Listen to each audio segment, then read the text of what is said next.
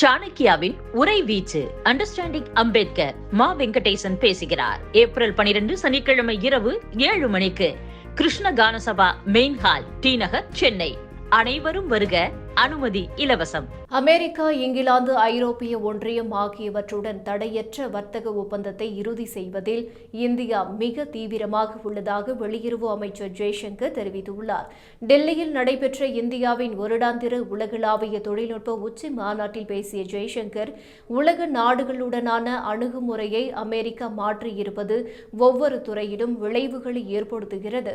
Trump நிர்வாகத்தின் முந்தைய ஆட்சியின் போது வர்த்தகம் தொடர்பாக 4 ஆண்டுகள் பேச்சுவார்த்தை நடத்தப்பட்ட நிலையில் எந்த ஒப்பந்தமும் மேற்கொள்ள முடியவில்லை. ஆனால் இந்த முறை வர்த்தக ஒப்பந்தங்களை மேற்கொள்ள இந்தியாவின் வணிக குழு மிக தீவிரமாக செயல்பட்டு வருகிறது. வர்த்தகம் தொடர்பான முன்னெடுப்புகளில் இந்தியா மந்தமாக செயல்படுவதாக கடந்த காலங்களில் விமர்சனங்கள் எழுந்த நிலையில் இப்போது அது முற்றிலும் மாறிவிட்டது என்று தெரிவித்துள்ளார்.